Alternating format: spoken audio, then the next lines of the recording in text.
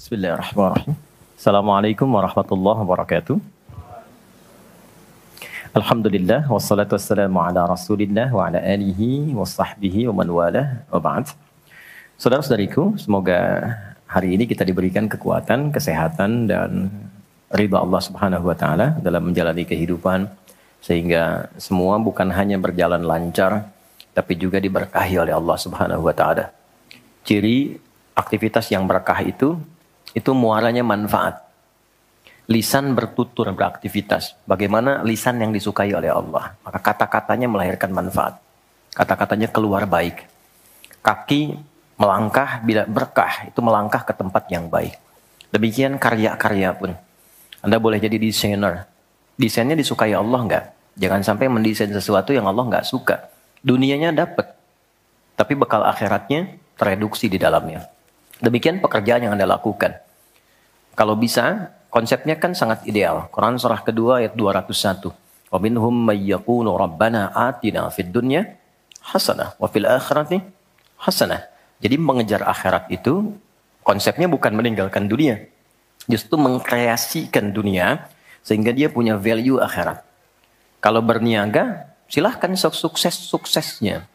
Sekaya-kayanya. Dan konversikan kekayaan itu untuk mencari bekal yang Allah sukai. Wujudnya bisa macam-macam. Dengan kedudukan setinggi-tingginya. Sehingga bisa membuat kebijakan-kebijakan yang Allah senangi. Dengan ilmu seluas-luasnya. Sehingga banyak manfaat yang kita niatkan sebagai ibadah karena Allah. Dan tenaga sebaik-baiknya. Mungkin ada yang di suara, mungkin ada yang di tangan, di kaki. Bilal kan cari surganya dengan suaranya. Dengan adzan, bukan dengan harta. Bilal ditawari jadi hakim agung sepeninggal Nabi. Setaraf ketua MA gitu ya. Itu ditolak oleh beliau dengan halus. Karena beliau passionnya memang menggunakan suara. Bukan menggunakan yang lainnya. Baik. Saya minta maaf dalam dua hal. Yang pertama, saya agak pilek hari ini. Karena memang beberapa kegiatan kemarin agak padat. Yang kedua, kita akan agak sedikit cepat karena kami ada agenda safar hari ini. Karena itu kita agak berbeda, mungkin agak lebih cepat dan supaya waktunya lebih efektif. Seperti yang pernah kita sepakati bersama di bulan yang lalu, bahwa kajian kita akan terfokus pada pembahasan seputar sholat. Saya sudah buatkan kurikulumnya untuk sepanjang kajian ke depan, sehingga tahu apa yang mau dibahas, materinya sampai dengan waktunya. Mungkin nanti saya akan koordinasi dengan Mas Dimas atau dari musyawarah kirimkan email. Saya nanti kirimkan baik dari materi pokoknya, schedule-nya apa yang mau dibahas di pekan keberapa, sampai dengan mungkin dasar PowerPoint-nya. Ada saya buatkan beberapa jadi PowerPoint. Baik, teman-teman sekalian, kenapa bahasan sholat menjadi penting? Ya, ini dulu. Dan menjadi bagian yang paling mendapatkan perhatian tinggi dalam Islam, baik di Al-Quran ataupun di hadis-hadis Nabi Sallallahu Alaihi Wasallam. Semua Nabi itu menerima wahyunya di bumi. Rata-rata semua di bumi. Musa yang viral di Bukit Tur Sina, kan? Kemudian Isa alaihissalam di dekat pohon tin zaitun wilayah Palestina. Demikian Nabi Daud dan seterusnya. Tapi untuk mendapatkan satu ibadah berupa salat khusus bagi Nabi Muhammad SAW, tempatnya spesial. Inda sidratil muntaha, indaha jannatul ma'wa. Nerimanya langsung di dekat surga, di sidratil muntaha.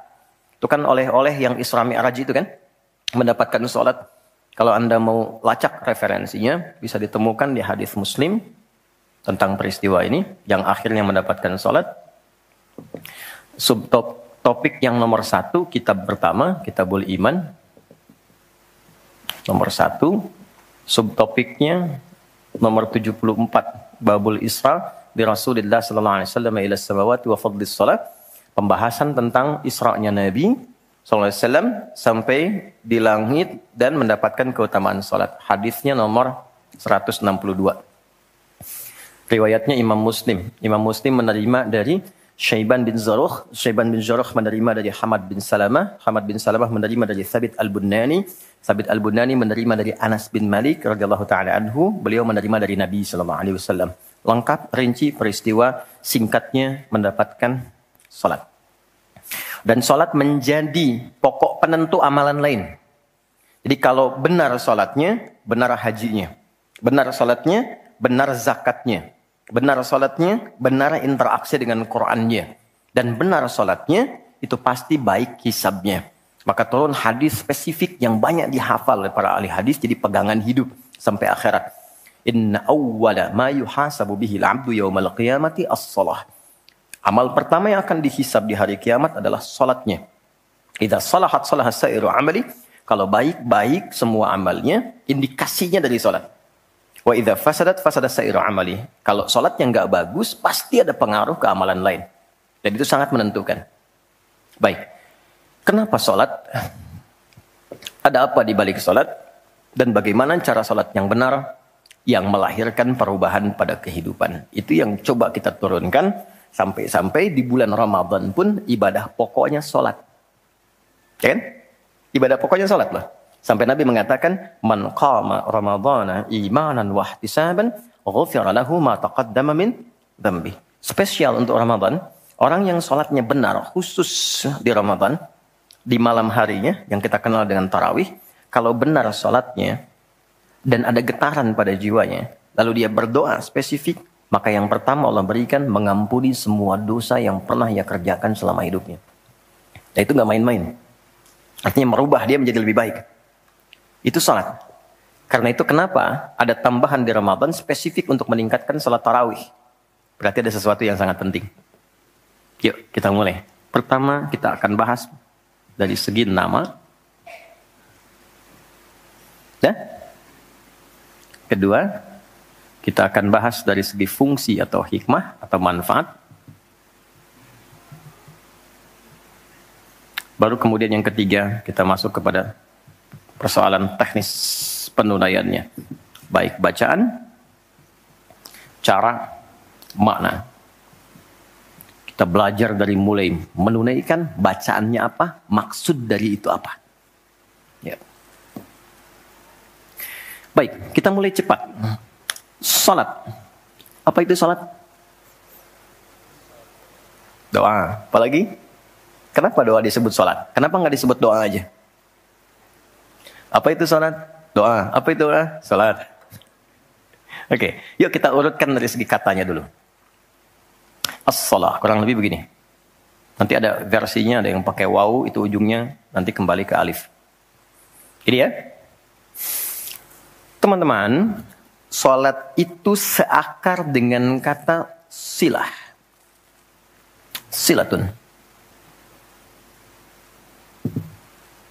Seakar verbnya, kata kerjanya dengan kata wassala.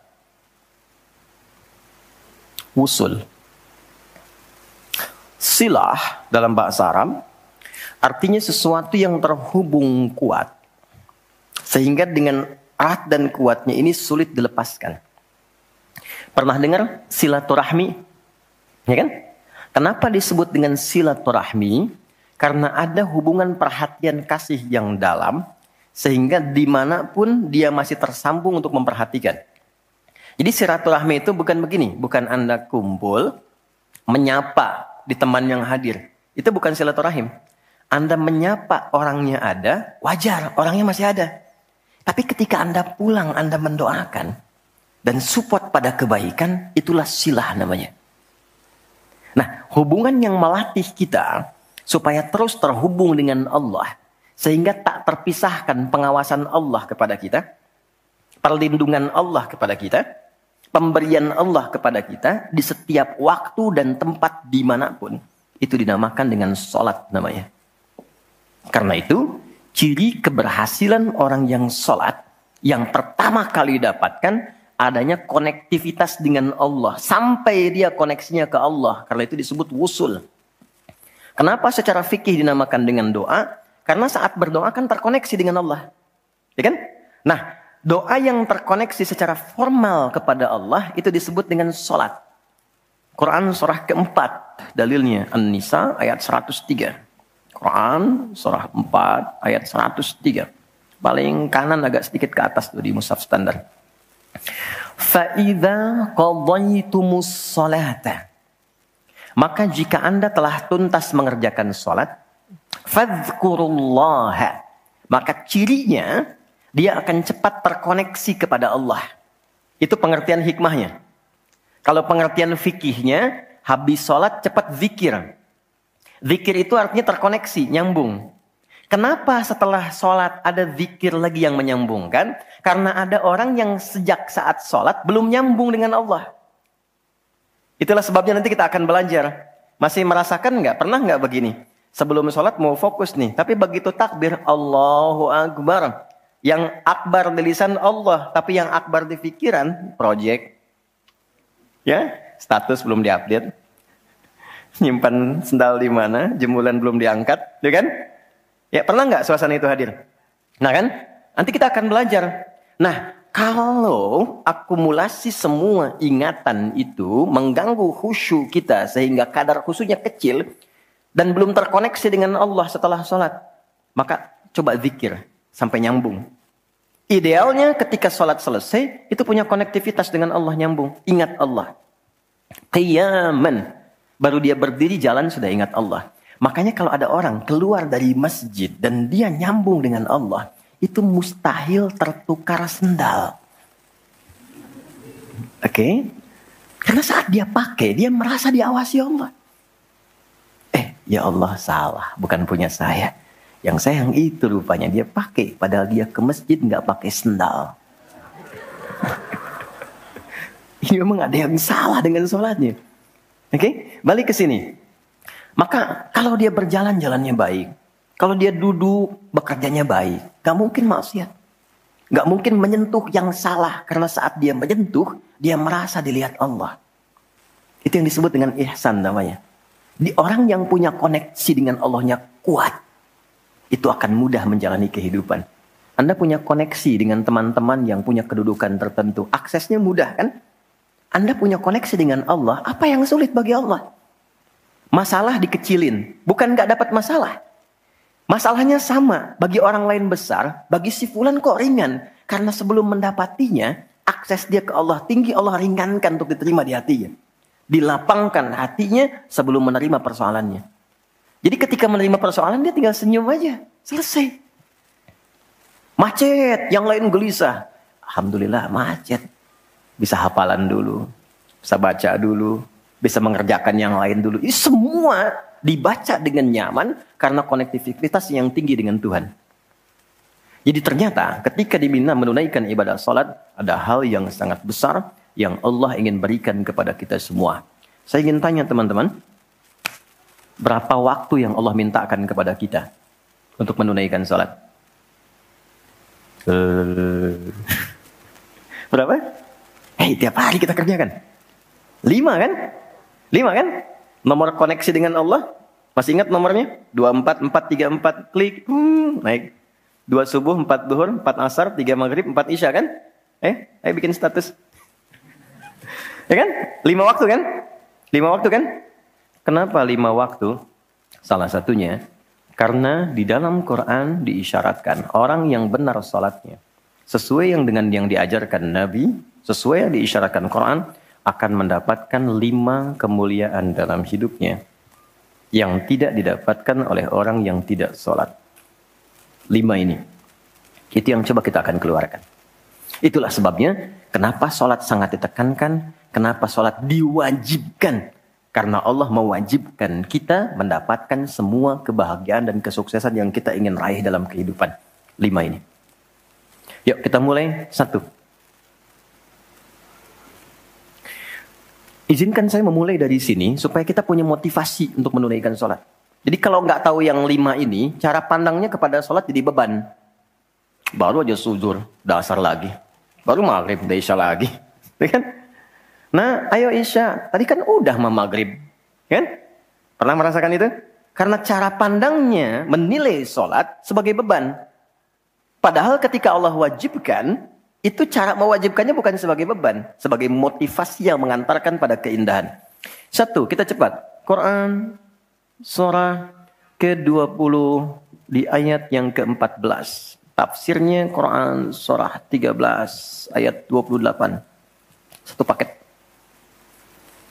Kita pakai Quran hadis aja ya, biar nggak bisa didebat. Oke, Quran surah ke-20 ayat 14.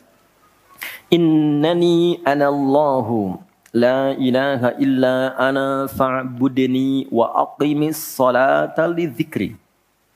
Sayalah Allah, kata Allah. La ilaha illa ana. Gak ada Tuhan yang layak dipertuhankan kecuali saya. Ini kalau kita belajar ngaji tentang tauhid, ya, belajar mengaji tentang dasar keyakinan, akidah. Ini ayat yang paling real, yang paling mudah dipahami, yang paling kuat pengakuannya. Saya coba mengumpulkan koleksi beberapa kitab-kitab yang disucikan. Saya kumpulkan. Nggak ada satupun kecuali di Quran yang tegas mengatakan, Tuhannya langsung mengatakan. Tidak mewakili perwakilan. Sayalah Allah. Satu-satunya yang dipertuhankan, sembah saya. Coba di Quran. Kita simpan ini dalam bab tauhid. Sekarang kita teruskan. Bagaimana cara menyembahmu ya Allah? Fa'budni wa aqimis sholata lidzikri. Tunaikan sholat. Ya, sebagai pembuktian penyembahan kepadaku. Lidzikri. Untuk mengoneksikan dirimu denganku. Satu, sholat adalah pembuktian sebagai hamba. Pembuktian iman. Pelan-pelan. Yang pertama, teman-teman sekalian, ketika Allah menerangkan fungsi salat yang pertama untuk membangun konektivitas yang kuat dengan Allah, itu ternyata dasarnya bukan materi, bukan kedudukan, tapi penghambaan. Supaya engkau membuktikan diri engkau itu hambaku, sembahku, lewat salat. Jadi kalau ada orang yang mengatakan, Tuhanmu siapa? Allah, tapi dia nggak mau sholat, itu kata Nabi belum sempurna kebertuhanannya kepada Allah. Ya, al-farqu bainal mu'min wal kafir tarku sholat, kata Nabi. Perbedaan orang yang mengaku beriman dengan yang belum beriman dilihat dari sholatnya. Jadi kalau dia sudah menunaikan sholat, itu pembuktian keimanannya kepada Allah, kebertuhanannya. Jadi kalau ada orang mengaku muslim, dia belum menunaikan sholat, maka dipertanyakan keimanannya. Karena itulah kemudian kata sholat disebut juga di Al-Quran dengan kata iman. Buka Quran surah kedua ayat 143. Lihat di pertengahan. Wa ma kana Allahu liyudhi'a imanakum. Jika ada hamba siapapun menunaikan sholat, aku nggak akan sia-siakan sholat yang dilakukan dengan imannya itu. Maksudnya apa? Akan dibalas, diberikan perhatian sesuai dengan kadar sholatnya. Disebut dengan iman. Dan yang paling dahsyat, ketika seseorang sholat menghamba, kan gerakannya ruku, sujud, menghamba kan? Maka naik statusnya dari sekedar manusia biasa menjadi abdun. Teman-teman, ini rahasia besarnya. Perintahnya, fa'budni, yang kita baca, iyyaka na'budu, asal katanya dari kata abada, orangnya abdun. Zamannya ibad. Dan tidak pernah disebutkan dalam Quran kata abdun kecuali untuk mengangkat derajat hamba di hadapan Allah. Contoh. Nabi Muhammad ketika peristiwa Isra dan Mi'raj dipanggilnya dengan nama apa? Quran surah 17 ayat 1. Subhanalladzi asra bi'abdihi. Tidak disebut nabi, tidak disebut rasul, tapi abdun. Nabi Sulaiman ketika diberikan kekuasaan besar, punya kedudukan yang hebat sampai menundukkan awan.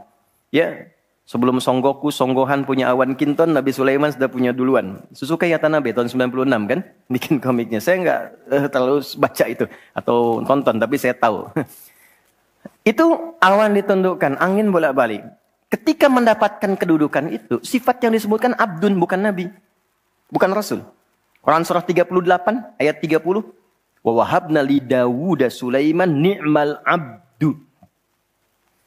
Oke, Nabi Zakaria alaihissalam ketika akan diangkat statusnya dari suami menjadi ayah. Dan sudah berharap tinggi. Dikabulkan, naik status, diberikan anugerah, disebutnya dengan abdun. Quran surah 19 di ayat yang kedua. Zikra rahmati rabbika abdahu Zakaria. Nabi Nuh diangkat status memimpin kelompok generasi manusia setelah Nabi Adam. Naik ke kapal, jadi pemimpin besar. Begitu diangkat, yang disebut statusnya abdun. Quran surah 17 ayat 3. Innahu kana abdan syakura. Kenapa disebutkan abdun? Abdun itu sifat penghambaan. Semakin tinggi ibadahnya, semakin tinggi pendekatannya ke Allah, semakin diangkat. Jadi dengan Allah itu karena Allah Khalik, kita makhluk. Laisa kamitslihi syai', enggak sama sifatnya. Jadi kalau ke Allah itu jangan terlalu ngangkat. Kalau tinggi direndahkan, kalau rendah ditinggikan. Karena itu kenapa saat sholat kita merendah supaya ditinggikan. Itu poinnya. Jelas ya? Itulah sebabnya kenapa Nabi dijamin surga, turun surah Al-Kautsar itu. Satu-satunya Nabi yang sebelum wafat turun surganya. Rasulullah. Dengan turunnya surah Al-Kautsar. Kenapa? Salah satunya karena ibadahnya. Coba lihat. Kesaksian Sayyidah Aisyah itu di Al-Bukhari nomor hadis 1147. Kedatangan tabi'in namanya Abu Salamah bin Abdurrahman. Tanya bagaimana sholat malamnya Nabi. Kata Sayyidah Aisyah. Jangan ditanya panjang dan khusyuknya.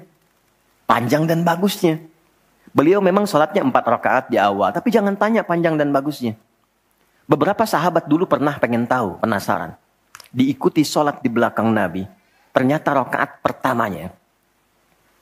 Dikira Al-Baqarah 100 ayat. Akan ruku. Ternyata disambungkan ke 286 ayat sampai selesai. Dikira setelah selesai akan ruku. Ternyata Alif Lam Mim lagi. Ali Imran sampai selesai. 200 ayat. Dikira ternyata setelah la'alakum tuflihun 200 ayat Ali Imran akan ruku. Nyambung An-Nisa 176 ayat. Baru kemudian ruku setelah 5 juz 4 halaman. Ruku. Besoknya orang-orang ini gak ikutan lagi. Udah. Lain memang levelnya. Salam. Tersentuh kaki Nabi itu dengan tangan Sayyidah Aisyah. Ini menunjukkan sederhana kehidupannya. Bayangkan kan, suami sholat, istri tidur, nyentuh bagian kaki. Kira-kira tidurnya, alasnya di mana tuh? Nabi besar loh, ahli surga, hebat, pemimpin besar. Kehidupan demikian. Tapi kalau sedang beramal, kaya. Sodakoh, kaya. Sholat, kaya. Kakinya bengkak. Kata Sayyidah Aisyah, kenapa begini ya Rasulullah? Alam takun madmunah, alam takun ma'sumah. Engkau kan dijamin surga, surahnya sudah turun. Engkau dijaga dari kesalahan maksum. Jawabannya ringan sekali. Afala akunu abdan syakura abdun. Apa enggak boleh aku menjadi hamba yang bersyukur? Ternyata syukur itu kalau dulu para nabi itu pakai ibadah. Jadi kalau dapat nikmat nih teman-teman, ini rahasia hari ini ya. Di antara kita saja ya. Karena saya enggak bagi di yang lain nih, cuma di sini nih. Ya. Para nabi itu, kalau mereka dapat nikmat apapun, itu yang dilakukan syukur. Dan syukurnya lewat ibadah. Contoh, biasa kan suka hadir ulang tahun ya. Masuk ulang tahun kesekian. Nabi tiba-tiba hari Senin puasa. Ditanya oleh sahabat, ya Rasulullah kenapa puasa? Kata Nabi, ini hari lahirku. Jadi mensyukuri nikmat kelahiran dari waktu yang telah berjalan, itu pakai ibadah. Begitu dapat anugerah surga, turun Al-Kautsar, malah diminta ibadah oleh Allah. Inna a'tainakal. Setelah itu apa? Fasolli li rabbika. Tingkatkan sholat, tambahkan amal lewat harta.